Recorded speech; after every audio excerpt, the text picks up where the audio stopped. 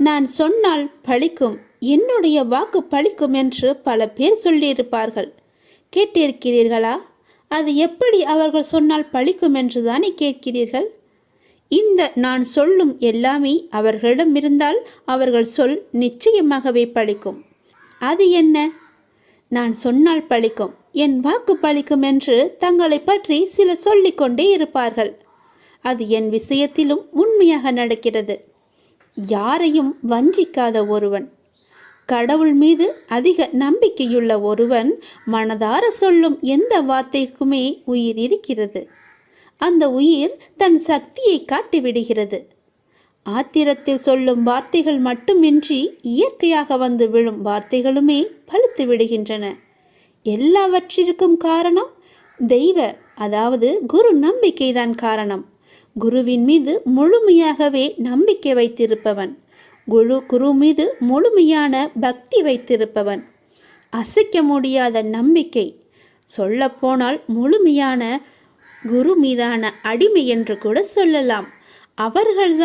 அவர்கள் சொல்லும் வார்த்தைகள்தான் பலிக்கும். ஏனென்றால் அவர்களுக்குள்ளே அந்த கடவுளே உயிராக இருக்கிறார். அவர்களுக்குள் இருந்து சொல்லும் வார்த்தைகள் எல்லாமே கடவுளுடைய சொல். அவர்கள் சொன்னால் நிச்சயமாகவே பலிக்கும்.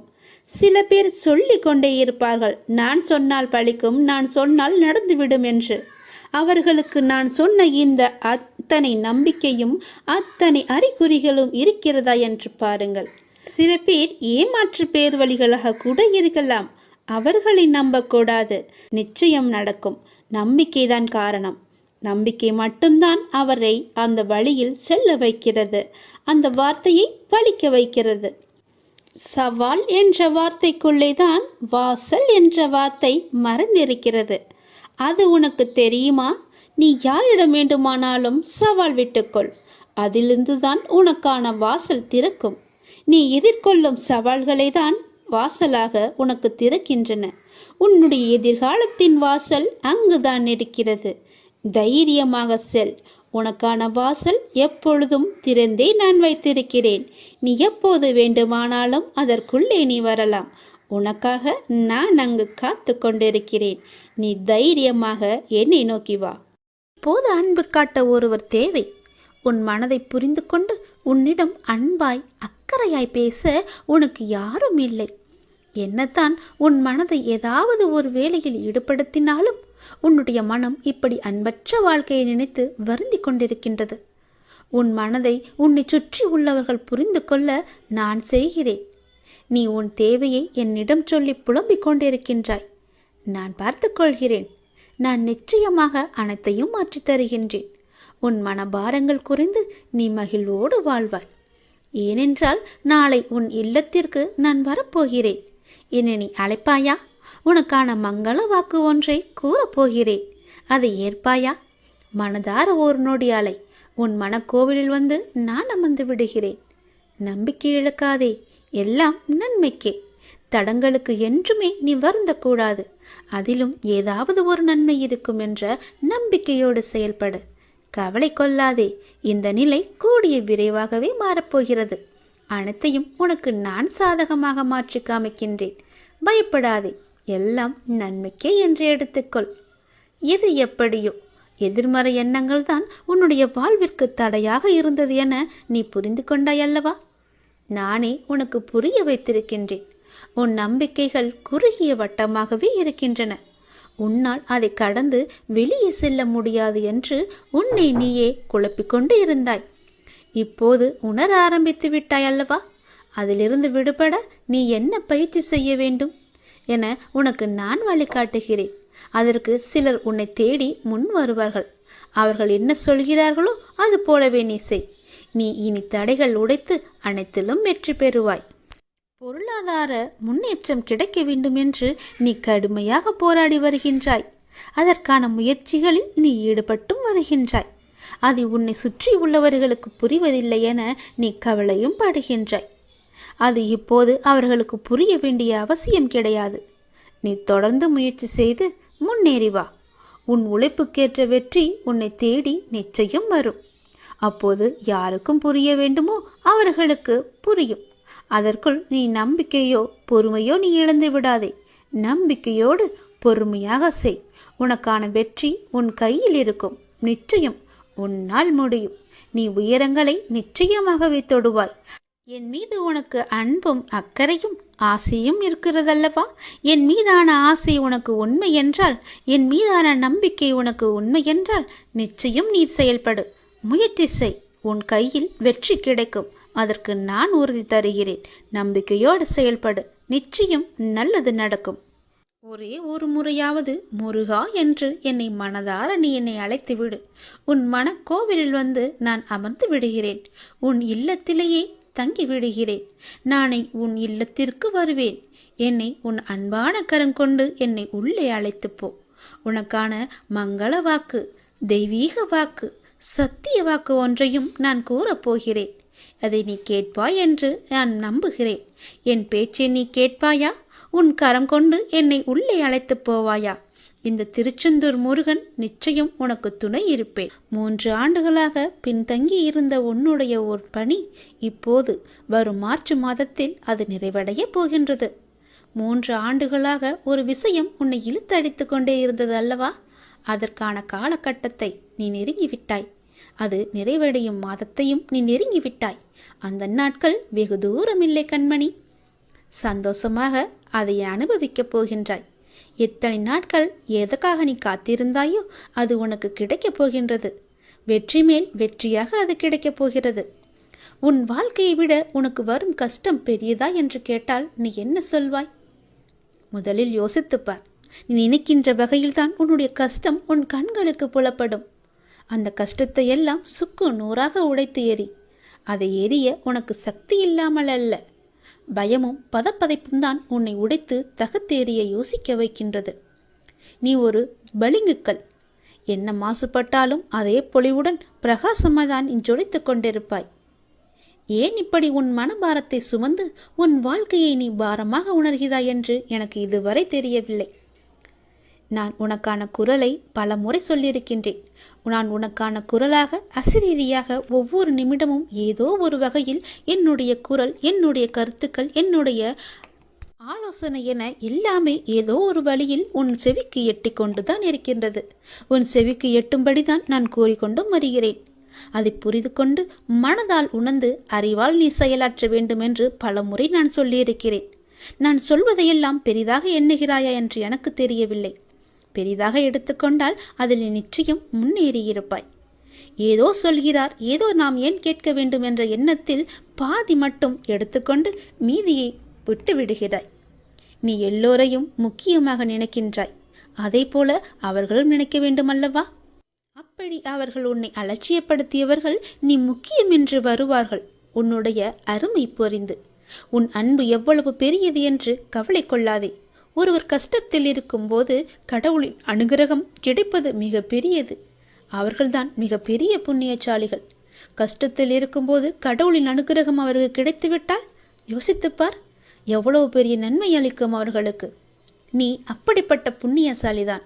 ஏனென்றால் கடவுளின் முழு அனுகிரகமும் முழு பார்வையும் உன் கஷ்டமான நேரத்தில் உனக்கு கிடைத்து கொண்டே இருக்கின்றது. உனக்கு கடவுளின் அருள் இருந்து கொண்டே இருக்கின்றது. நீ இனிமேல் கவலை கொள்ள வேண்டிய அவசியமே இல்லை. கஷ்டம் தரும் நிலைகளை எல்லாம் உடைத்து தகத்தெறிந்து சுக்கு நூறாக தகத்தெறிந்து உன்னை உனக்கே புதிதாய் தோன்ற வைத்திருக்கிறது.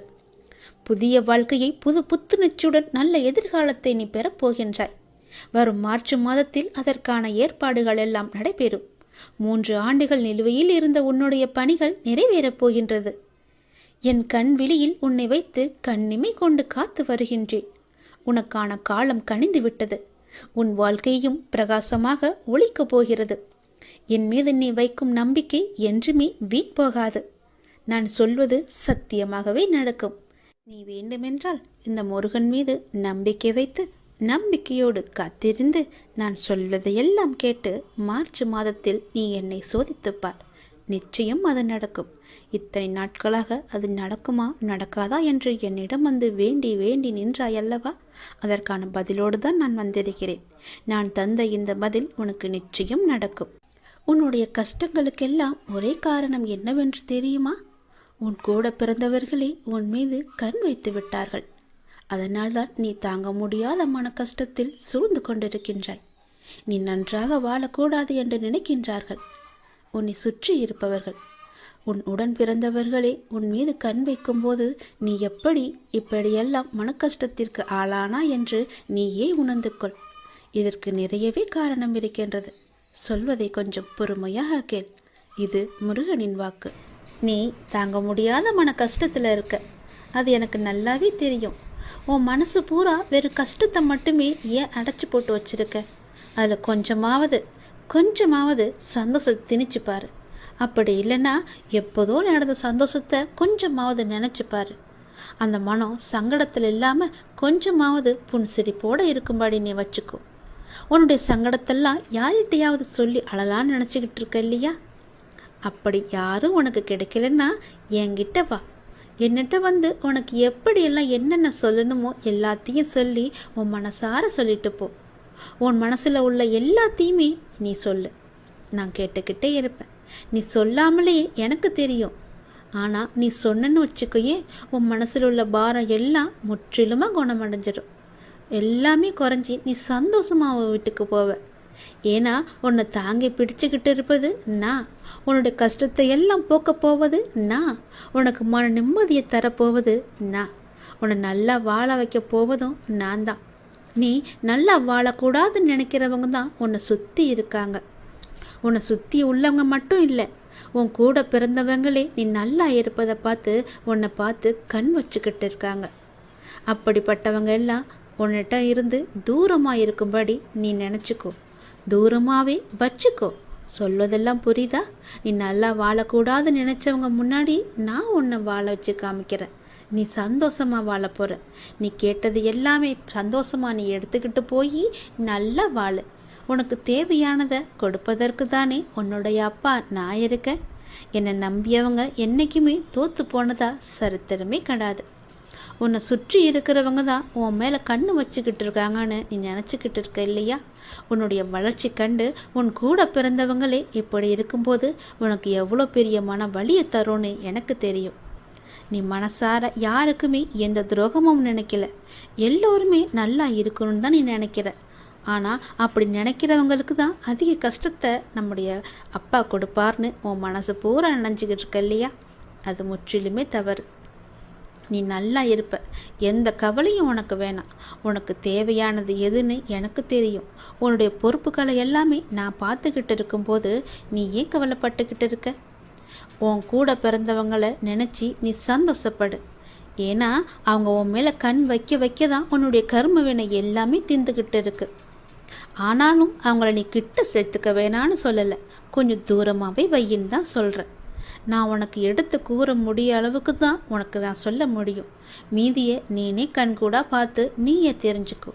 உனக்கு எது நல்லது எது கெட்டதுன்னு நான் சொல்லி புரிய வைக்க வேண்டியதில்லை. ஏன்னா நீ சின்ன பிள்ளையும் இல்லை, நீயும் வளர்ந்துட்ட. உனக்கும் ஒரு பக்குவம் வந்துட்டு இல்லையா? நீயே தெரிஞ்சுக்கோ. உனக்கு சின்ன சின்ன அறிகுறிகளை மட்டும்தான் நான் உனக்கு காமிக்க முடியும். அதன் மூலமாக நீ தெளிஞ்சிட்டனா உன் வாழ்க்கை நல்லபடியாக இருக்கும். எப்போதுமே உனக்கு கண் திருஷ்டி இருந்து கொண்டே இருக்கு. அதுக்கு நீ என்ன செய்யலான்னா, உன்னை சுற்றி உள்ளவங்களை கண் திருஷ்டியை பார்த்து பொறாமப்படுற அளவுக்கு நான் உன்னை வாழ வைப்பேன். என்கிட்ட வந்து உன் மனசில் உள்ள குறை எல்லாத்தையுமே சொல்லு. வீட்டுக்கு போய் உனக்கு சுற்றி போட்டுக்கோ. உன் கண் திருஷ்டி எல்லாம் போகிறதுக்கு நான் உனக்கு துணை இருக்க. நல்லது நடக்க செய்வேன். நான் எழுதியபடிதான் உனக்கு நல்லது நடக்கப் போகின்றது.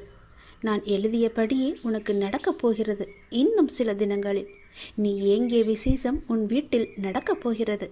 மிக மகிழ்ச்சியான விஷயங்கள் எல்லாம் உன் வீட்டில் நடக்கப் போகிறது. உன்னை தேடிக்கொண்டு நான் வந்து கொண்டிருக்கிறேன்.